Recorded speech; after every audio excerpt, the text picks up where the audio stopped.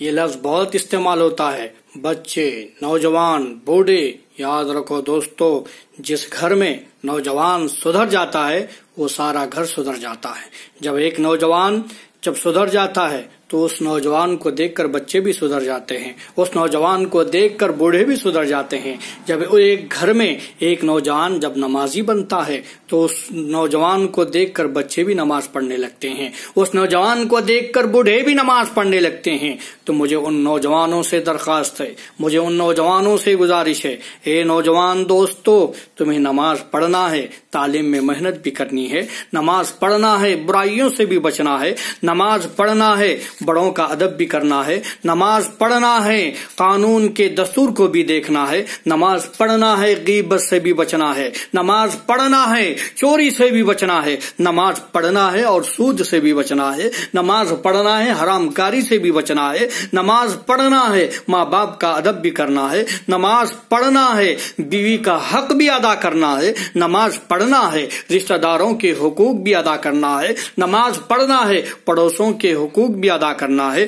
نماز پڑھنا ہے، اور رمضان کے مہینہ آئے تو روزے بھی رکھنا ہے، نماز پڑھنا ہے، قربانی کے مہینے میں قربانی بھی دینا ہے، نماز پڑھنا ہے، رمضان کے مہینے میں زکوٰۃ بھی دینا ہے، نماز پڑھنا ہے، حج کے مہینے میں حج بھی کرنا ہے۔ اے نوجوان دوستو، اے نوجوانوں، ہمیں اور آپ کو چاہیے اللہ کی راہ میں کچھ قربانی کریں، اللہ کی راہ میں وقت نکالیں اور نکال کر ٹائم نکال کر نماز پڑھیں۔ میرے دوستو، نماز پڑھنا ہے اور بچوں کی تربیت بھی کرنا ہے، نماز پڑھنا ہے اور جوا اور مٹکے سے بھی بچنا ہے، نماز پڑھنا ہے، عالم باعمل کے پاس جا کر کچھ علم بھی حاصل کرنا ہے۔ میرے دوستو، نماز پڑھنا ہے اور کسی بزرگ کی بارگاہ میں حاضری بھی دینا ہے، نماز پڑھنا ہے، گھر پر بھی نظر رکھنا ہے، نماز پڑھنا ہے، محلے پر بھی نظر رکھنا ہے، اور نماز پڑھنا ہے، محلے پر بھی نظر رکھنا ہے، نوجوانوں پر بھی نظر رکھنا ہے، اور اسلام بھی یہی چاہتا ہے۔ اے نوجوانوں، یاد رکھو، جو نوجوان اپنے گھر کو سدھار دیتا ہے، جو نوجوان اپنے محلے کو سدھار دیتا ہے، یقیناً دوستو وہ نوجوان کامیاب ہے، اور جس قوم میں نوجوان کامیاب ہو جاتی ہے وہ قوم ہمیشہ کامیاب ہوا کرتی ہے۔ تو ہمیں اور آپ کو چاہیے کہ سارے نوجوانوں کو سدھارنے کی کوشش کریں۔ اے نوجوان دوستو،